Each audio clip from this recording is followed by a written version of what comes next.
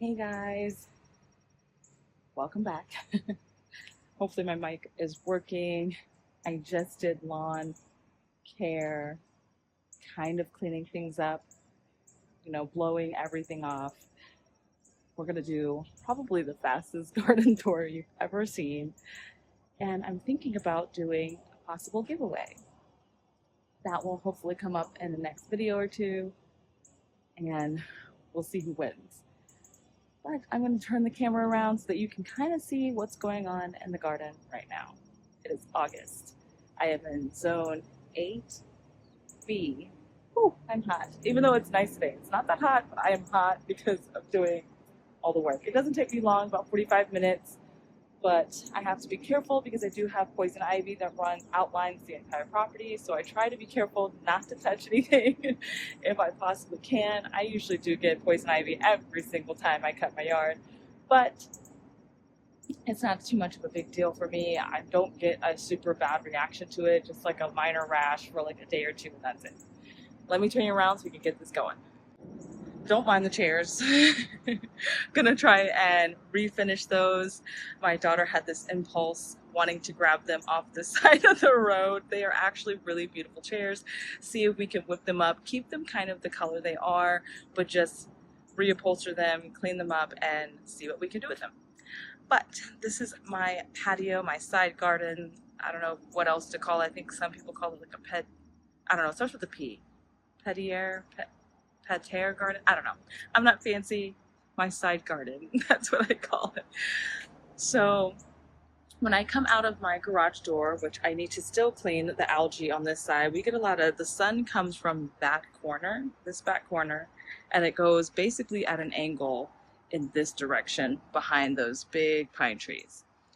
So this area stays more wet than usual, and algae just loves a little bit of sun with a little bit of moisture and a good amount of shade as well. So I need to clean this up. This just looks gross.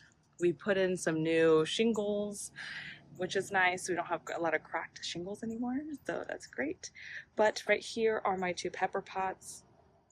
They're finally doing something. I ended up taking out some of the plants and moving them.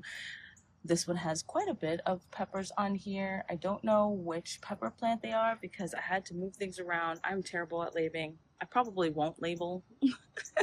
I'm just not a labeling person. So this right here is jazzberry, and both of those pots, I want to say it did have bubblegum, jazzberry, and snowdrift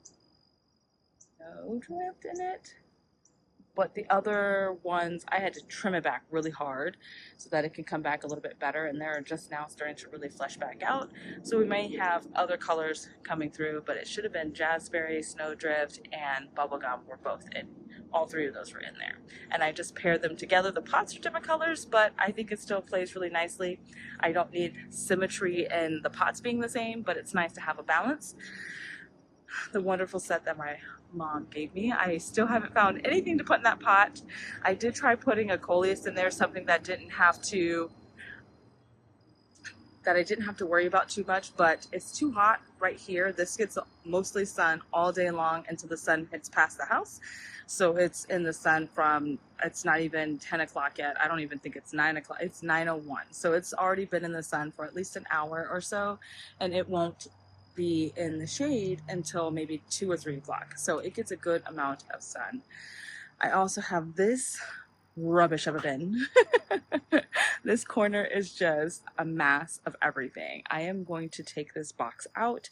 I'm going to do something different. I'm going to repurpose the soil and fill up my other beds that need more soil, because I'm making 2 more garden beds to put in the back garden instead of having it in the front garden. We have a wonderful Spidey over there. Let me see if I can zoom in to show you. Wonderful Spidey, he's doing his thing, getting all the bugs and all the things that I might not want in the garden. The bees absolutely love the salvia. It is a perennial for me.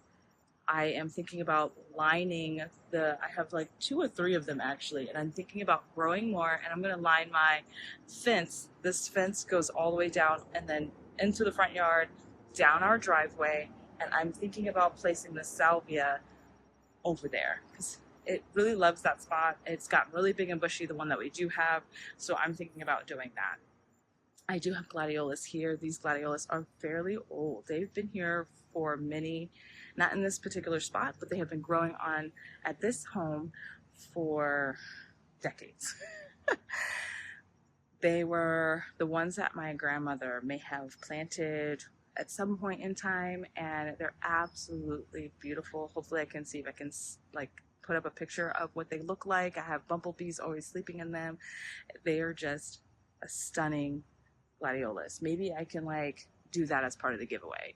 Pull up some of the I guess the bulbs of the corms. I'm not sure which one it is for, you know, different types of plants, but maybe I can bottle those up, and that would be like a special giveaway to one person.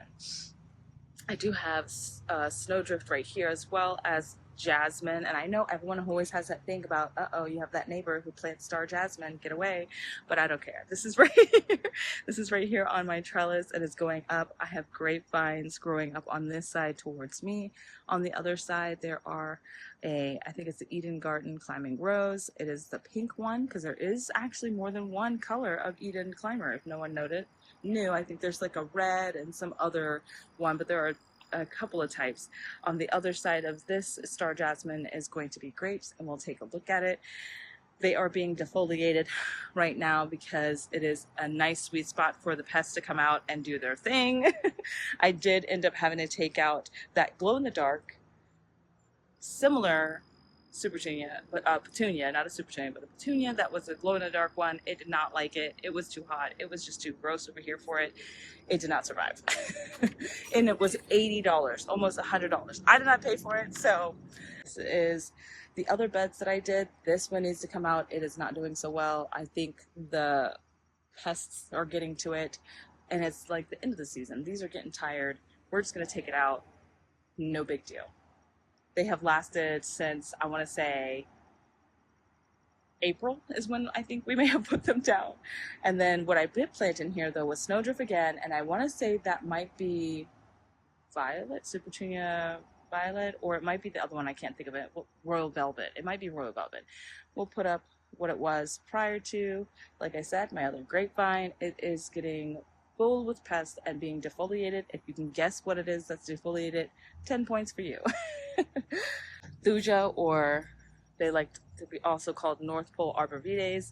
That's what these are lining. I have one more on the other side of the fence. You've already seen it right there. So we have a total of 5 along this fence line. They do get, I think, anywhere between 3 to 5 by 10 to 15 feet tall and wide, or wide and tall. I did have corn here, so a little corn update.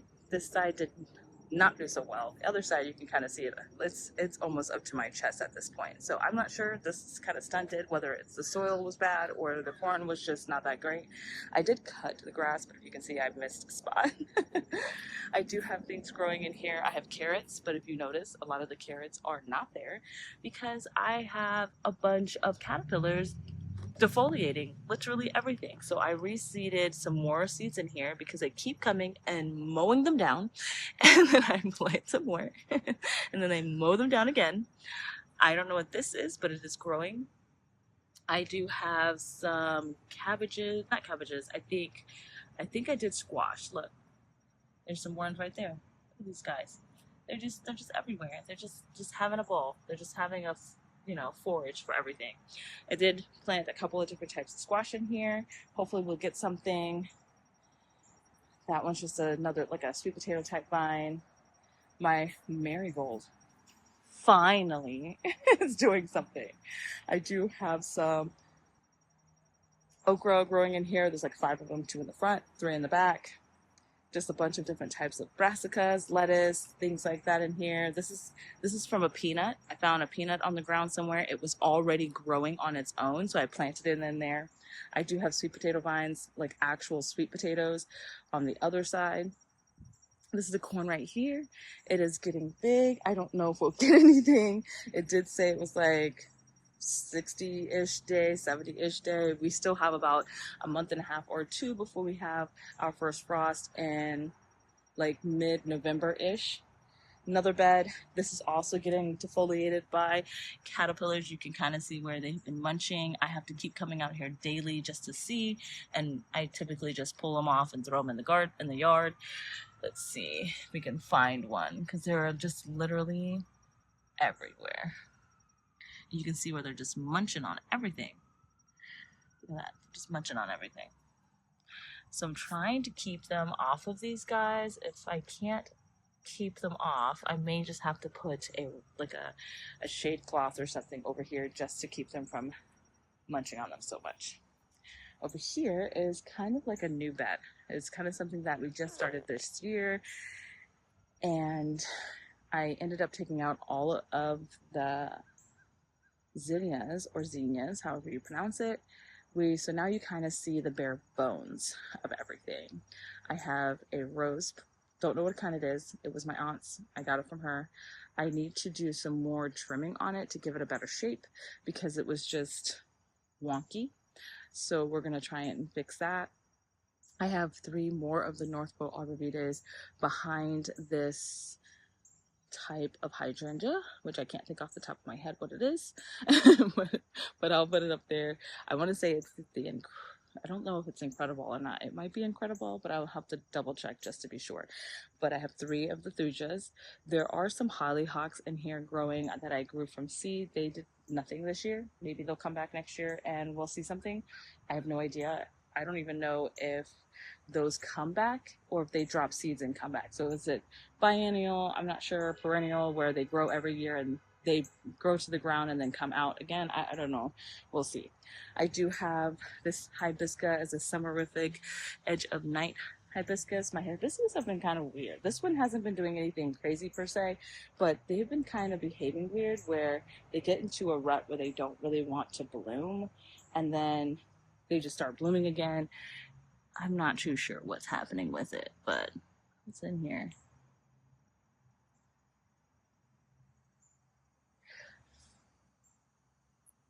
So yeah, I don't know. Like that looks like it needs to be blooming, or if that's a seed pod. I have no idea if that's a seed pod. But anyway, so we're having kind of a weird thing with those. This is one of my rose plants. Can't remember what it's called, but we'll put up a picture if we can find one. More hollyhocks. I have a lot of little tiny Rebecchias. I'm hoping that they'll come back next year and then they'll spread a little bit, they'll get a little bit more girth and they'll be bigger because I really enjoyed some of the ones that were larger. These are like Shasta daisies, more Rebecca in here. I did just come in and just kind of weed whack all the grass and things out of here. But I'm hoping that I can do an even better time clearing everything out when it gets cooler, when things stop growing as fast, and then really come in here and clean it up. This is one of the ones that, I think this is the Something Wonder rose. It kind of looks like it when it's getting ready to, but then it kind of splays out like that when it's like almost spent. So it looks a little different than when it's a fresh rose versus a later mature rose. Another hydrangea right there, another arborvitae right there, another rose, which is doing really well. It's got some new growth going on it. It kind of stunted there for a second. I don't know if it's just because it was too hot, but I do have some leaf cutter type bug getting to it, which I've never had an issue with before. So I don't know what to do with that. I'm probably not one of those people who treats their roses in a sense of, types of herbicides or anything. So I'm not sure what I'm going to do. We're just going to see how it does next year. Maybe give it some more food or things that can help, prevent it. I'm not, I don't really know. Maybe something systemic that if the leaves get chewed on or something, then they'll be in bad shape. But we'll see. Then we have another hibiscus. It's also getting chewed on by something. These little holes on it. I don't know what it is that could be eating it. I've never had a hibiscus before, so I don't know what kind of plants chew on these types of... I don't know what kind of pest chews on them, but we'll see.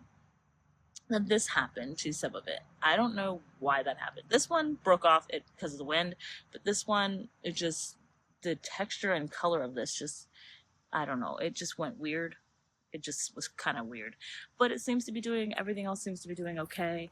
It is the Cherry Chocolate. You can see the picture right there. And we have gotten some blooms on it, but But right now, it's just been sitting like this. I think the other one has bloomed more than this one. It's kind of weird. All right, so then the last couple of things that I've gotten that are, and most of the plants that I am calling out are proven winter plants. These two right here are, I can't remember which boxwoods, but it's one of their, bushy boxwoods. I think they get 3 to 4, 3 to 5 feet tall and wide. And then I have a lilac. I think it's a lilac. Don't quote me on that. I'll have to double check. I'm so bad with what I'm putting in the ground. Like I know what I want and I put it in there, but then after that, it just goes away. So then I'll go around this way. I do have just a couple of really pretty containers with impatiens in there. They've been doing really well. I don't really water things a whole lot unless I notice that if it hasn't been watered in like a week, I'll come out and I'll water everything really well.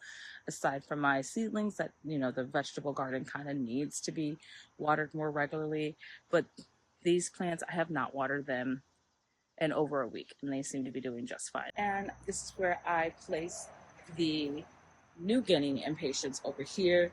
They kind of look like sun patients, but they don't like the sun still. So they're a different type of impatiens, but they're not the ones that can tolerate a lot of sun. I did have them on the side garden. They absolutely hated it there. They're just now really starting to fill out. We might get more color, especially since it's getting cooler and they like that.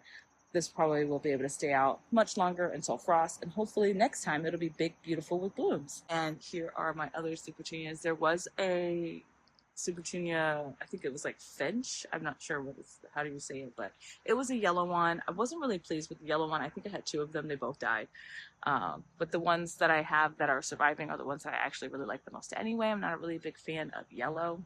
I don't know. Everyone loves yellow. It's sunny, it's cheery, it's really nice. But for me, it just blends in the background and it's just so bright that I kind of feel like it just washes out. And I'm just not a fan of it. I do have the hose link. It's working great. I haven't had really any issues with it. These are petunias that I grew from seed. I don't really like how the petunias look when you grow them from seed, unless you get like a dwarf or a compact version, because they do this. They shoot up several feet in the air, it feels like, and then they bloom. They don't really have that tight, compact trailing habit unless they flop over, and then they don't look that nice. But the color is beautiful. I think the color is really great. There's a whole bunch of different colors in there that I grew as a mixed bag.